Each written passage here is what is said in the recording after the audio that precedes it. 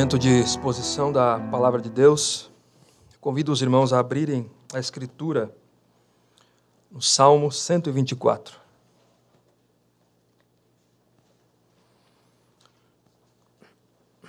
Salmo 124. Nós estaremos dando sequência à nossa série de exposições de alguns salmos do Saltério. Nós iniciamos a semana passada esta série de exposições nos chamados Cânticos dos Degraus, ou Salmos de Romagem, que é uma coletânea de 15 salmos dentro do Saltério.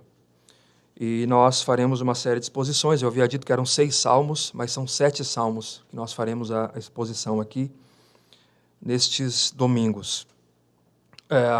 Tecnicamente falando, o livro dos Salmos, o Saltério, ele é dividido em 5 livros. Na verdade, não é um livro só. São 5 livros dentro do Saltério. E esse salmo de romagem, cânticos de peregrinação, ele está dentro do 5º livro do Saltério, que começa no Salmo 107 e vai até o Salmo 150. E dentro do 5º livro do Saltério, nós temos esta coletânea, chamado Salmos de Peregrinação, ou Cântico dos Degraus, ou Cânticos de Romagem, que vai do Salmo 120 ao Salmo 134. Faremos a leitura da Palavra de Deus. Acompanhe. Não fosse o Senhor que esteve ao nosso lado, Israel que o diga. Não fosse o Senhor que esteve ao nosso lado quando os homens se levantaram contra nós e nos teriam engolidos vivos quando a sua ira se acendeu contra nós. As águas nos teriam submergido e sobre a nossa alma teria passado a torrente. Águas impetuosas teriam passado. E sobre a nossa alma, bendito o Senhor que não nos deu por presa aos dentes deles. Salvou-se a nossa alma, como um pássaro do laço dos passarinheiros. Quebrou-se o laço e nós nos vimos livres. O nosso socorro está em nome do Senhor, Criador do céu e da terra. Oremos. Ó Pai, nesta hora lhe peço, ó Deus, que o Teu Espírito Santo ele ilumine as mentes, ilumine os corações, trazendo, ó Deus, elucidação da Tua Santa Palavra, para que nós possamos compreendê-la, vivê-la, praticá-la e transmiti-la, ó Deus. Em nome do Senhor Jesus. Amém.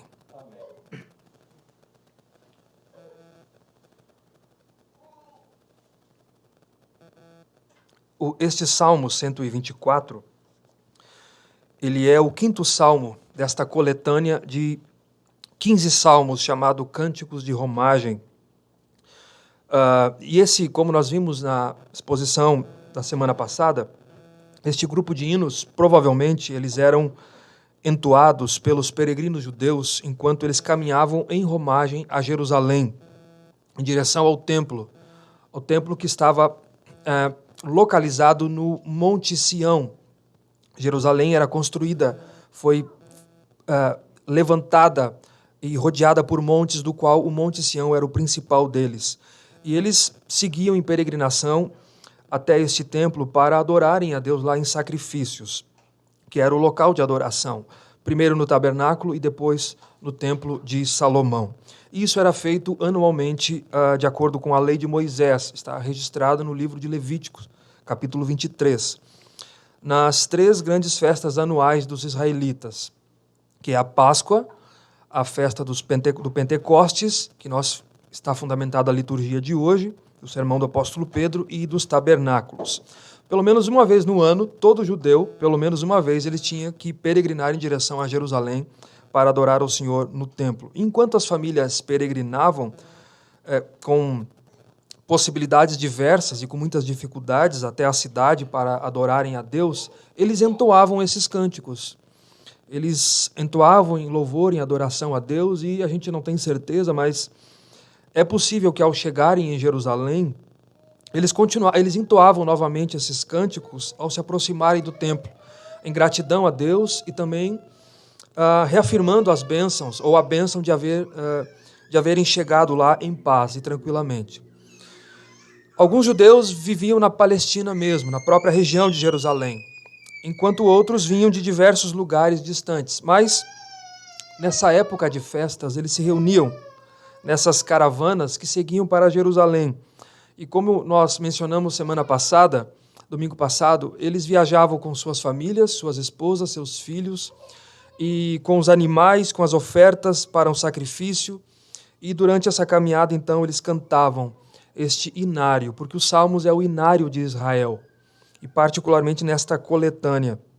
Uma adoração por conta dos livramentos que o Senhor concedia ou por conta dos livramentos históricos que Deus havia concedido à nação de Israel, como nós mencionamos, por diversos perigos que o povo havia passado, ladrões, salteadores, bestas feras, e a viagem poderia durar dias e eles poderiam ser atacados de diversas maneiras. Então o povo cantava a Deus em peregrinação a Jerusalém. O contexto desse salmo ele é um pouco controverso, porque nós sabemos que Davi é o autor, assim como outros 3 salmos desta coletânea. Dos 15, Davi é autor de 4. Mas, por ele ser o autor, uma coisa é óbvia, nós sabemos que esse salmo está relacionado com a vida ou com o reinado do rei Davi. Todavia, não sabemos qual é o contexto em que ele escreveu. E há diversas possibilidades para isso. E nós precisamos mensurar algumas delas, porque, do contrário, não compreenderíamos o contexto aqui, o que aqui Davi está dizendo. Há expositores que mencionam 2 possibilidades da vida de Davi. Já ouvi 3 possibilidades. Eu quero me aventurar aqui, nessa manhã, em 4 possibilidades. Uma dessas 4 possibilidades é que Davi ele escreveu este salmo. Lembrando que este salmo ele era cantado pelos peregrinos, mas não necessariamente ele diz respeito ao próprio contexto dos peregrinos enquanto em romagem a Jerusalém. Poderia ser em qualquer outro momento da nação de Israel, da vida do povo de Deus. O que aconteceu é que eles foram introduzidos, eles foram entronizados nesta coletânea e que os judeus, então, relembravam a história do povo em cântico ao Senhor Deus. A primeira possibilidade que nós aventuramos é o episódio de 1 Samuel 17, onde Davi e Golias têm aquele confronto. Os filisteus estão acampados entre Socó e Azeca, em Judá, e Israel com o rei Saul no vale de Elá. E levanta-se um homem do exército filisteu, um homem alto, com estatura quase 3 metros de altura, forte, um homem de guerra, e começa a desafiar o povo de Deus, alguém do povo, para que entrasse em batalha com ele, para que resolvesse a guerra naquela hora. E Jessé, nesse período, que é o pai de Davi, ele envia Davi até os seus irmãos, para levar algumas coisas aos seus irmãos. Os seus irmãos serviam no exército militar de Israel. E quando ele chega lá, Davi vê essa situação de um gigante desafiando o povo de Deus, e Davi faz essa leitura. Você está desafiando os exércitos do Deus vivo. Você é um incircunciso, você não faz parte da aliança que Deus tem conosco. Você está fora da aliança. Quem você pensa que é para desafiar o exército do Deus vivo? E Davi diz que vai matá-lo e vai cortar a sua cabeça. E é isso que acontece. Exatamente isso que acontece. E então, você vê o verso 2, não fosse o Senhor que esteve ao nosso lado quando os homens se levantaram contra nós. Talvez nesse momento Davi escreveu, se não fosse o Senhor, eu estaria morto, Golias teria me matado e o exército de Israel estaria perdido. Essa é a primeira possibilidade. A segunda é a fuga de Davi do rei Saul. Logo na sequência de 1 Samuel, no capítulo 18, quando Israel volta às cidades marchando vitorioso, porque eles perseguiram o exército filisteu, um grupo de mulheres começam a cantar, e elas dizem assim, cantando a Deus e dizendo que o rei Saul matou milhares, mas Davi matou 10 milhares. E ali acende a raiva do rei Saul, que já havia entendido, e logo à frente também, posteriormente, que Deus havia elegido Davi e havia separado Davi para ser o rei de Israel. Ele havia sido ungido para ser o rei de Israel. E Saul levanta uma campanha, então, para perseguir Davi e matar Davi a partir de então. E diversas oportunidades ele teve para fazer isso. Algumas, Davi e os seus exércitos, que eram pequenos no início, escaparam por um pouquinho só. Então Davi, se não fosse o Senhor que esteve ao nosso lado quando os homens se levantaram contra nós, nos teriam engolido vivos. Essa é uma segunda possibilidade. A terceira é o golpe de estado de Absalão, seu filho. 2 Samuel, capítulo 15 ao 18. Absalão, ele se rebela, é o filho de Davi, se rebela contra Davi e tenta tomar o trono de Davi, do seu pai, e intenta matá-lo. Ele organiza uma rebelião, reúne rebeldes militares e seus conselheiros. E quando Davi descobre isso, Davi de primeira mão tem que fugir da cidade, porque é uma rebelião que pega de surpresa, ele tem que fugir da cidade. E na reunião do conselho, Absalão, um conselheiro do rei Absalão, aproveita a oportunidade e dá um conselho a ele. Diz: rei Absalão, você tem que perseguir o seu pai agora. Se você quiser matar o seu pai, tem que ser agora, porque ele está corrido, está fugindo e ele não tem chance de se armar para vir contra a vossa excelência e os seus exércitos. E Absalão fica ouvindo aquilo. Todavia, no conselho tem um amigo de Davi, um conselheiro pessoal de Davi, infiltrado naquele conselho. E ele dá um conselho em contramão. Ele levanta o dedo e diz: rei Absalão, eu acho que não é bom isso. Você conhece o seu pai. O seu pai é um homem de guerra. O seu pai é um homem feroz. Está 1-0, mas o jogo pode virar em 2-1. Então deixa a poeira baixar. Não vai agora. Se você for agora, você conhece o seu pai. Ele vai vir contra, ele pode acabar com o exército. E Absalão resolve acolher esse conselho do conselheiro infiltrado de Davi. Ele acolhe esse conselho e ele deixa de perseguir o seu pai. Então Davi: não fosse o Senhor que esteve ao nosso lado, Israel que o diga. Se não fosse o Senhor que esteve ao nosso lado, quando os homens se levantaram contra nós. E a quarta possibilidade é um pouquinho antes. O ataque dos filisteus, assim que ele assumiu o trono de Israel. Davi, está no capítulo 5. Os filisteus haviam vencido Saul, houve uma baixa muito grande na nação de Israel. Saul também, o rei Saul, primeiro rei de Israel, do Reino Unido, ele morre, ele é vencido. E eles sabem que Davi assume o trono. E eles então tentam tomar o lugar, eles tentam assumir o lugar do antigo rei. Eles sabem que Davi assume o trono e eles querem assumir aquela região. Então os filisteus, um povo forte, um povo treinado, um povo aguerrido, superior ao povo de Israel militarmente, e eles vêm contra Davi. E Davi, num período onde o povo teve muita baixa, muitos soldados morreram, Davi entende que isso colocaria a sobrevivência do povo de Deus em risco, e diante de um conflito dessa magnitude. E se você ler aqui, Davi consulta a Deus no capítulo 5, dos versos 17 a 25 de 2 Samuel, ele diz assim: Senhor, eu subirei contra os filisteus? O Senhor me entregará eles nas minhas mãos? E Deus respondeu: sobe, porque entregarei eles nas tuas mãos. Davi subiu a Baal-Perazim e os derrotou. Deus entregou os filisteus nas mãos do rei Davi e dos exércitos de Israel. Então Davi: se não fosse o Senhor que esteve ao nosso lado, Israel que o diga. Se não fosse o Senhor que esteve ao nosso lado, quando os homens se levantaram contra nós, teriam nos engolido. Alguma dessas possibilidades que nós aventuramos da vida de Davi é aprovável. Não sabemos qual, é impossível saber qual. Todavia, em qualquer uma delas, houve uma grande libertação do povo, que Deus operou na vida de Davi e na vida do povo de Deus. Deus livrou o povo da ameaça e de um grande perigo que teria arruinado a vida de Davi e a vida do seu povo. E este salmo trata exatamente disso. Ele é um cântico de ações de graças, um salmo de louvor declarativo ao Deus da aliança, que livrou o seu povo e sempre está ao lado do seu povo. E esse é o ponto nessa manhã. Um louvor ao Deus do pacto, ao Deus da aliança. Ele é o libertador do seu povo. A estrutura nós verificamos a seguinte. Nós percebemos dos versos 1 e 2, do 1 a 5, aqui do Salmo 24, sempre 24, há um reconhecimento do povo de Davi que o Deus da aliança está ao lado do seu povo, com quem ele tem uma aliança. Depois, dos versos 6 e 7, há um louvor, esse louvor declarativo ao Deus da aliança pela libertação desse povo. E por último, Davi conclui com uma expressão de confiança no Deus da aliança.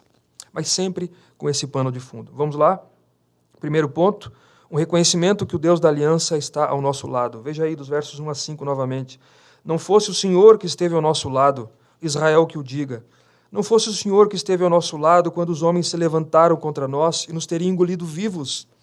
Quando a sua ira se acendeu contra nós, as águas nos teriam submergido e sobre a nossa alma teria passado a torrente. Águas impetuosas teriam passado sobre a nossa alma.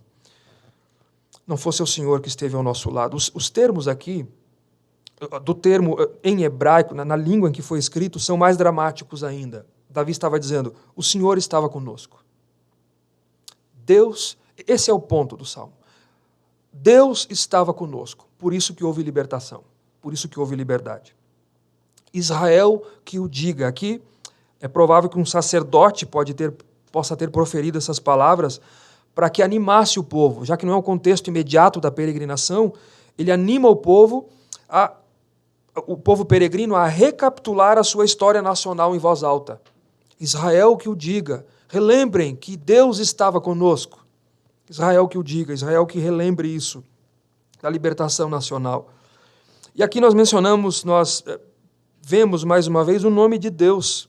Não fosse o Senhor, a palavra aqui é Yahvé, é a palavra do nome pessoal de Deus, o nome próprio, ou as 4 letras, Yod, Re, Vav, Re, ou o Yahweh, é o nome próprio de Deus, o Deus pessoal, o Deus da aliança, o Deus que fez uma aliança com Abraão, com os patriarcas, Abraão, Isaque e Jacó.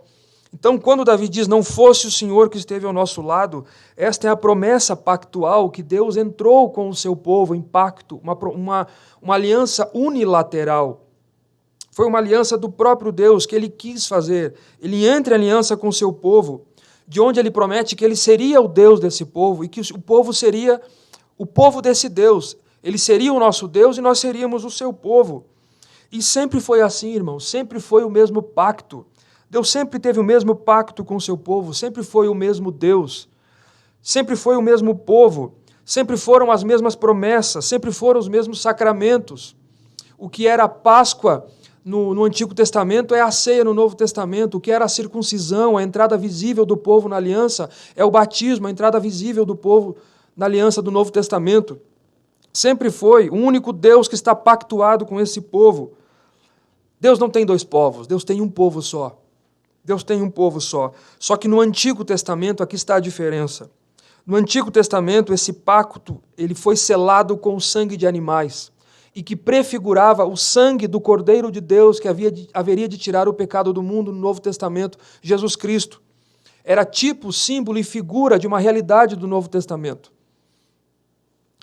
E Davi compreendeu isso. Davi compreende que a nossa subsistência, em essência, por conta da aliança que Deus tem conosco, que Ele estaria ao nosso lado, em essência, ela depende de Deus estar ao nosso lado em todos os momentos. Depende de Deus, em todos os momentos. E Davi entendeu isso. Israel que o diga. O que nos sucederia? A vida do povo sempre depende de Deus estar ao seu lado. O que nos sucederia? Qual foi o perigo ameaçador? Está no verso 2, na parte A, e no final do verso 3. Diz assim, verso 2, quando os homens se levantaram contra nós e quando a sua ira se acendeu contra nós. Esse era o perigo ameaçador. Homens se levantaram contra nós e a ira deles se acendeu contra nós. Talvez Absalão, em rebelião e ira atrás do sangue do seu pai, ou os exércitos filisteus, fortes, ferozes, preparados, irados e na ânsia de exterminar o povo de Deus de uma vez por todas. Mas Davi diz, se não fosse o Senhor estar ao nosso lado, na ameaça e na ira dos nossos inimigos, quando nos atacaram, o que seria de nós? Esse reconhecimento, aqui nós aprendemos algo, esse reconhecimento, ele precisa ser algo presente e precisa ser algo constante na vida do povo de Deus. Sempre é o Senhor. Tudo é pelo Senhor, tudo é por causa do Senhor, tudo é em razão do Senhor, por Ele, por meio dEle e para Ele são todas as coisas. Porque é com base nesse reconhecimento, é através desse reconhecimento que é produzido um verdadeiro louvor. Não há possibilidade de você e eu escrevermos ou pensarmos num salmo assim, se não houver um reconhecimento de que tudo depende de Deus estar ao nosso lado. Nunca produzirá um verdadeiro louvor, um salmo, um inário, não há possibilidade disso. E agora você já tem essa resposta. Nós já temos a resposta do porquê de tanto antropocentrismo no evangelicalismo brasileiro. Nós já temos a resposta. Não há reconhecimento da pessoa, do ser de Deus, dos atributos de Deus, dos feitos de Deus, das ações de Deus, da graça de Deus, da soberania de Deus, da majestade de Deus. Mas esse reconhecimento passou para o homem. O homem quer para si esse reconhecimento. O homem quer se apropriar disso. O homem quer dizer, se não fosse eu, depende de mim. Nós temos até ditado para isso. As pessoas têm ditado para isso, melhor dizendo. Se eu não levantar amanhã e não fizer, ninguém fará por mim.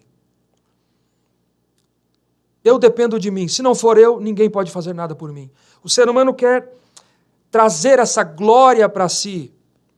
Ele quer trazer essa prerrogativa para si, de que ele depende de si. Mas só há possibilidade de reconhecimento e de um verdadeiro louvor quando há esse reconhecimento de que se Deus não estiver ao nosso lado, Israel que o diga, o que nos aconteceria? Davi aqui utiliza duas figuras de causas naturais deste perigo ameaçador dos inimigos se levantando irados. Duas figuras, perceba aí no verso 3. Eles nos teriam engolidos vivos, essa é a primeira figura. Primeiro ele fala dos inimigos, ou como feras famintas. Ele fala dos inimigos, ou como feras famintas, a gente não sabe exatamente, ou como uma terra que com um grande tremor se abre e engole a superfície, como se fosse um terremoto. Uma das duas analogias. Eles nos teriam engolidos vivos, ou seja, seria fatal, diz Davi, se o Senhor não estivesse ao nosso lado. Nós seríamos engolidos vivos, assim como o leão engole uma presa de pequeno porte. Ou muito mais, como a terra se abrindo e engolindo vivo tudo que há na superfície, de maneira que não restaria restos mortais para nada, se não fosse o Senhor que estivesse ao nosso lado. Antes que tivéssemos consciência de que poderíamos ser baixados vivos na cova, seríamos engolidos. Essa é a primeira ilustração, essa figura de Davi, que ele utiliza para mensurar a ameaça dos inimigos. A segunda é águas impetuosas, está nos versos 4 e 5. Ele diz, as águas nos teriam submergido, e sobre a nossa alma teria passado a torrente. Águas impetuosas teriam passado sobre a nossa alma. Se Deus não estivesse conosco, submergiríamos como a terra é levada pelo dilúvio, ou a areia por uma grande onda. Nós teríamos submergido. Assim como em outros salmos, a referência aqui, a referência provável a essas águas furiosas, impetuosas, tem duas fontes. A primeira, ou é a história da criação, ou os mitos cananeus. Os mitos cananeus, os deuses eram deuses malévolos e eles seriam divindades do mar, marinhas, divindades marinhas. Então, provavelmente aqui refere-se à história da criação. E o que Davi está dizendo é que se Deus não estivesse com o seu povo, eles teriam submergido, como o dilúvio submergiu a terra quando Deus destrói, quando Deus afogou o mundo pré-diluviano com o dilúvio, ou como uma grande onda que cobre a areia e mata os seus habitantes afogados. Então, se Deus não fosse conosco, todavia, Davi reconhece isso. Esse é o ponto, irmãos.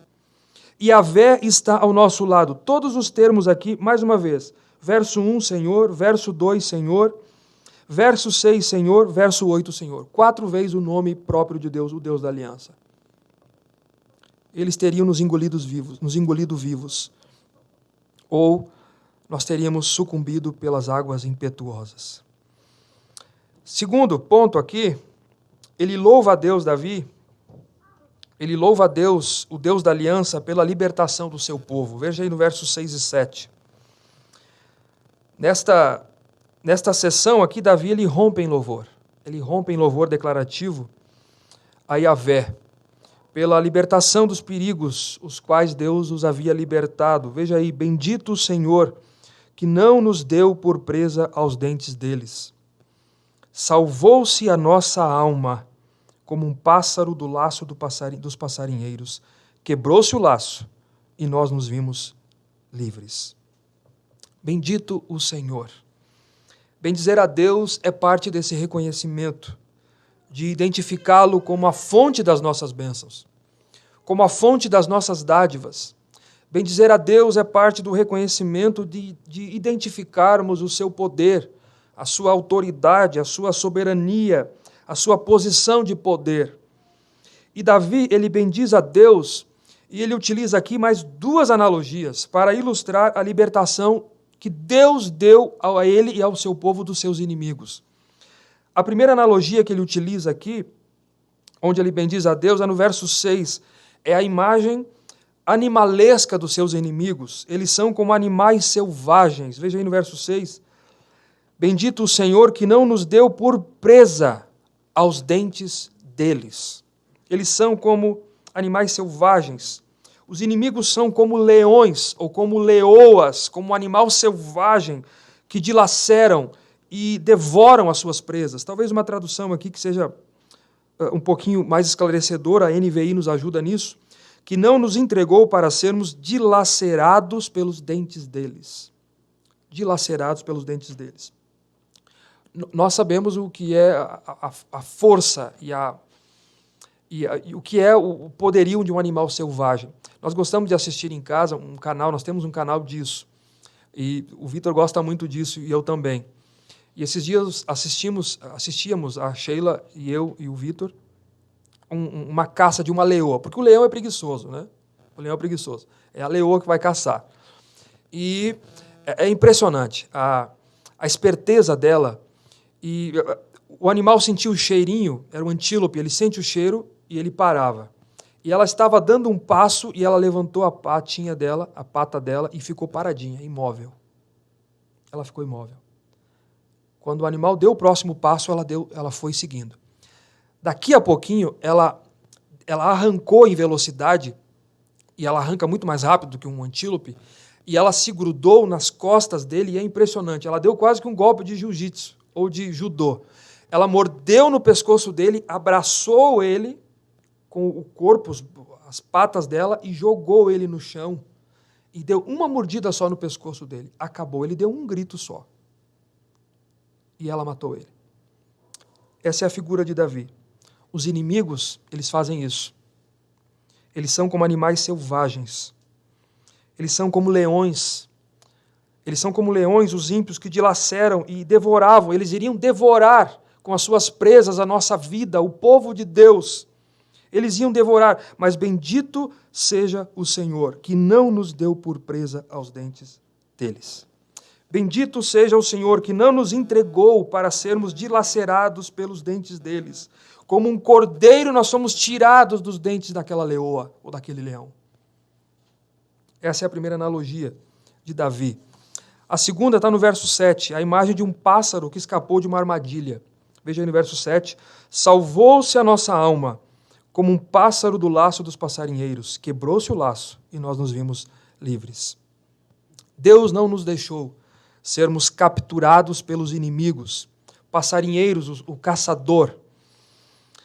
Como um pássaro é pego pela armadilha do caçador, Deus não deixou. Davi quer dizer que os inimigos eram sutis, eles eram maliciosos, eles montaram armadilha para o povo de Deus, e o povo de Deus não tinha saída, porque nós sabemos também o que significa isso. Quem já fez isso na maldade da infância, já foi caçar passarinho e prender passarinho, sabe que o passarinho não percebe isso. A palavra até aqui descreve um pardal. A palavra aqui descreve um pardal. Ele não percebe isso.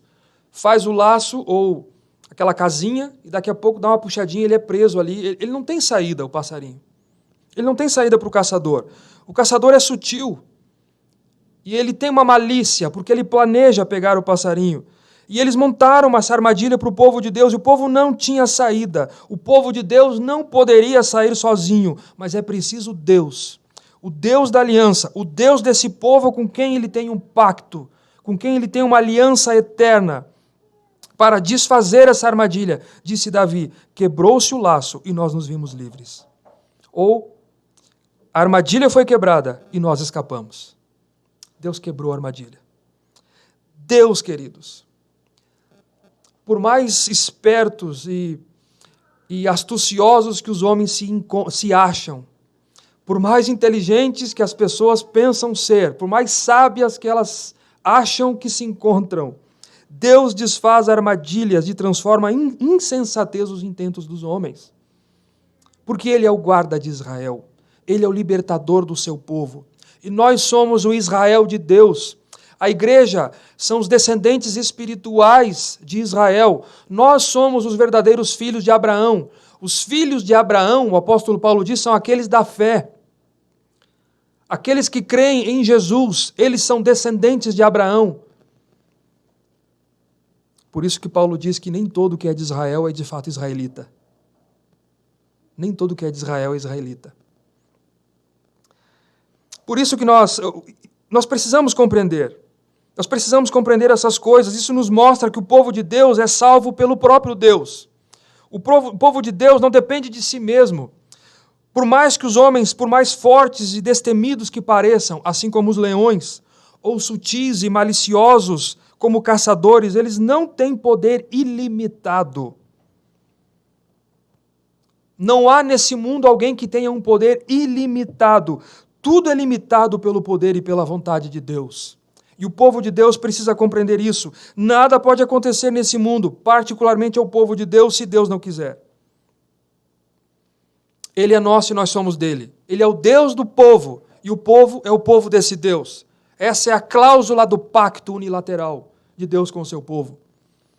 Nada acontece nesse mundo, por isso que nós precisamos compreender essas coisas, que não é por nós mesmos, não pertence a nós, não é pela nossa força. Davi compreendeu isso, por isso ele louva, bendito o Senhor. Bendito o Senhor. E ele conclui no verso 8 com uma expressão de confiança no Deus da aliança. O nosso socorro está em o nome do Senhor, Criador do céu e da terra. O nosso socorro está em o nome do Senhor. Esta é a conclusão óbvia para Davi. Davi, ele quer nos guiar a dependermos totalmente de Deus como a fonte do nosso socorro. Porque há uma tendência humana de autonomia e de depender-se de si mesmo para todas as coisas. O único que pode nos trazer descanso, o único que pode nos trazer socorro de fato, o único que pode trazer consolo para as nossas inquietações e ansiedades, o único que pode ajudar eficazmente, o único que pode conceder libertação dos pecados e da condenação, o único que pode salvar a alma do pecado, porque está no verso 7, salvou-se a nossa alma, é o Deus da aliança, é o Senhor do pacto, é o único. Perceba a importância do nome de Deus aqui, Yahvé. Perceba a importância. É reafirmado isso em vários pontos dos Salmos. Por que ele diz que, Davi diz, o meu socorro está em o nome do Senhor? Porque é no nome de Deus, é no seu nome que está revelado que ele é com o seu povo.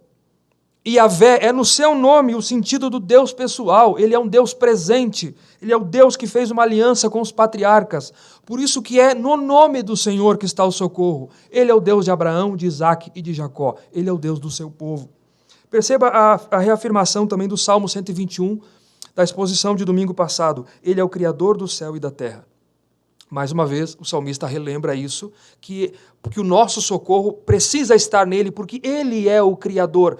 A palavra criar ali, nós já falamos sobre isso, é uma palavra hebraica, bará, que significa trazer à existência aquilo que não existia.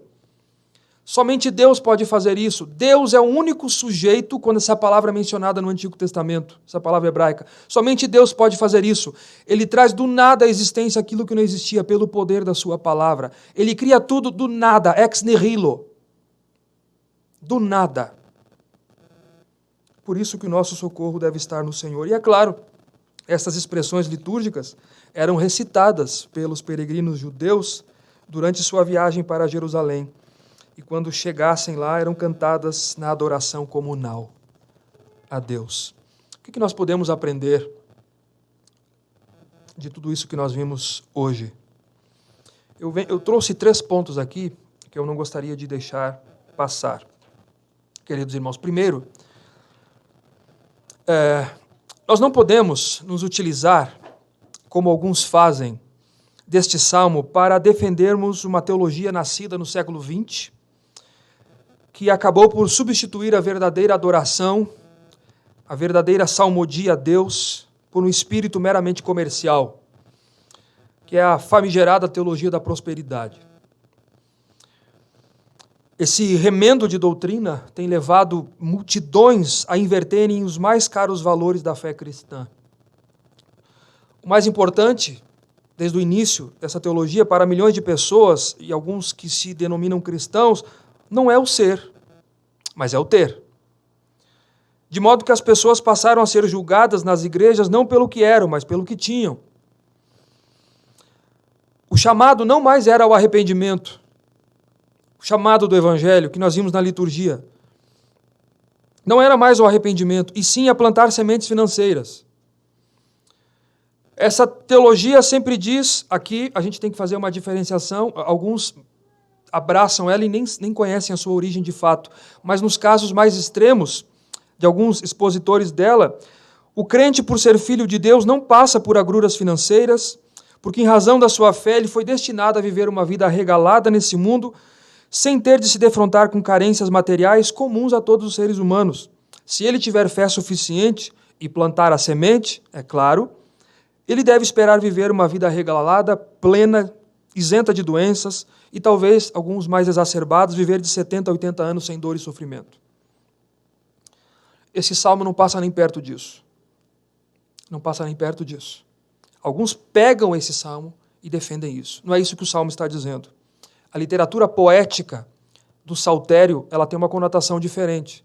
E o autor, Davi, nem pensava nessas coisas que o povo contemporâneo pensa. Esse salmo afirma que Deus, ele está com o seu povo em meio e a qualquer das circunstâncias da vida. E Deus pode livrar o seu povo pactual de qualquer situação, sempre que Ele quiser. Sempre que for da sua vontade. Ele livra, mas não sempre. Ele cura, mas não sempre. Porque a sua vontade deve ser feita tanto na terra como no céu. Jesus nos ensinou a orar assim. Tudo está sujeito a Ele. Estes salmos e alguns textos extraídos fora do seu contexto não são um cheque em branco para que o homem peça aquilo que ele quiser pedir a Deus e ele acha que vai receber como resposta as carnalidades do seu coração. Porque é isso que acontece. Ele acha que vai ser recebido, vai ser ouvido por Deus. Nós somos suscetíveis, irmãos, às circunstâncias dessa vida, não somos imunes a elas. A prova é que muitos cristãos verdadeiros morreram por Covid-19. Estão morrendo por Covid-19. Todavia, Deus nunca deixou o seu povo. Deus nunca deixou o seu povo. E nada acontece com o seu povo que Ele não queira.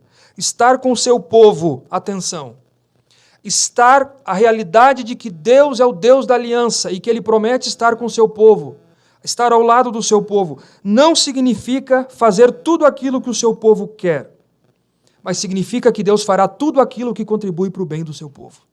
E às vezes a perseguição, a doença, o perigo e a espada contribuem para este fim. E Deus assim o fará se Ele achar necessário. Esse é o primeiro ponto. Segundo, a confiança do povo de Deus, subsequente a isso. Eu achei muito interessante, o reformador francês João Calvino, ele interpretando o verso 8, que diz, o nosso socorro está em o nome do Senhor, Criador do céu e da terra, ele afirmava que Davi, ele não somente rende graças a Deus por um benefício pontual, um livramento que o povo teve, mas também ele afirmava que Davi afirmava que a igreja não pode continuar segura por si só, se sempre ela não for protegida pela mão de Deus. Não era algo pontual somente, mas o povo de Deus, ele só está seguro e só pode se sentir seguro se ele estiver debaixo da mão de Deus. E é isso que de fato acontece.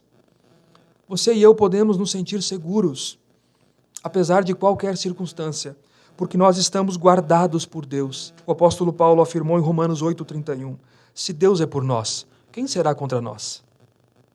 Quem pode ser contra nós? E o objetivo era confortar o povo de Deus com essa esperança, um povo que deve estar persuadido de que todas as coisas estão sujeitas à vontade de Deus. Tudo está sujeito ao querer de Deus, um Deus que não demonstrou de uma única vez e num só momento o seu poder na criação do mundo e depois o retraiu. Esse poder. Não, antes ele demonstra esse poder continuamente no governo do mundo. O Deus que cria é o Deus que preserva, é o Deus que governa esse mundo. E essa, queridos irmãos, deve ser a nossa confiança. E onde deve residir a nossa esperança. Um reconhecimento dessa inteira dependência de Deus. Tudo está nas mãos de Deus, entenda isso. Tudo está nas mãos e no querer de Deus. Perceba isso e abandone a insegurança.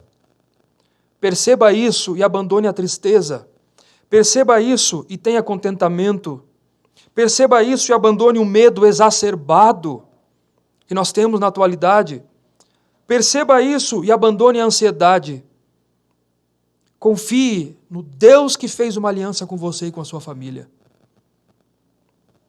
E por último, qual é o problema disso tudo? Quando isso não acontece? O problema sempre foi o coração do homem. Sempre foi. Sempre foi o coração humano.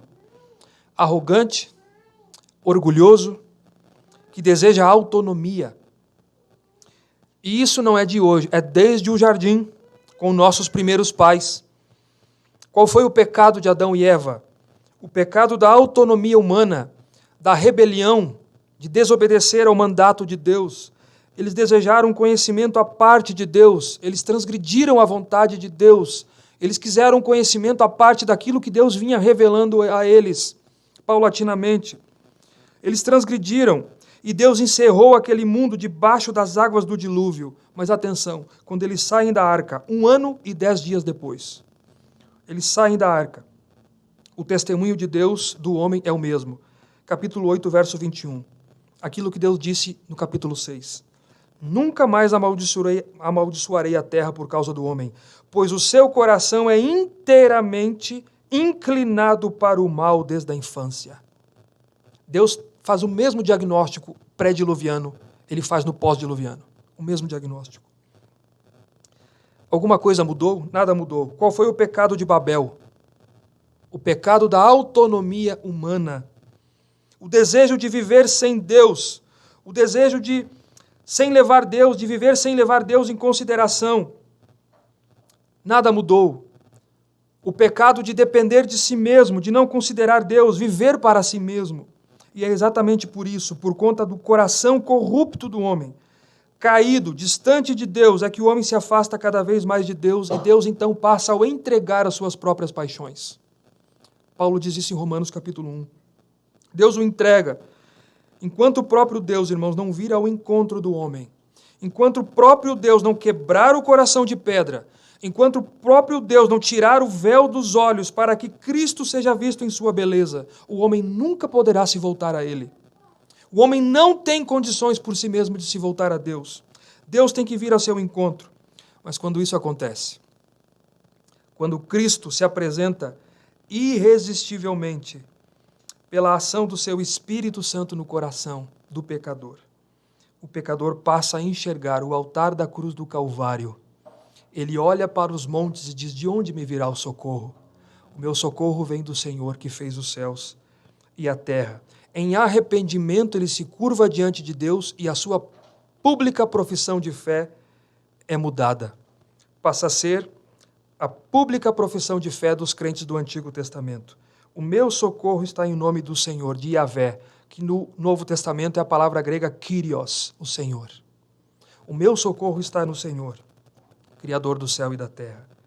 É o maior socorro que o ser humano precisa, o socorro para a sua alma, o socorro dos seus pecados. Kyrios, o Senhor Jesus, é o único que pode livrar o homem do socorro, da condenação da sua alma, do socorro que ele precisa dos seus pecados, porque ele está debaixo dos seus pecados. É o único que pode livrar a alma do inferno eterno. É Jesus Cristo, o Filho de Deus, o Senhor. O autor da carta aos Hebreus conseguiu compreender isso e ele nos ensina em Hebreus 4:12: não há nenhum outro nome dado entre os homens pelo qual importa que sejamos salvos. Você não pode confiar em si mesmo. Você não pode confiar em si mesmo para isso. Talvez algumas pessoas estão nos assistindo pela internet. Você não pode confiar em si mesmo. Você precisa de um Salvador que venha de fora. Você não é o Salvador de si mesmo. Fiquemos em pé.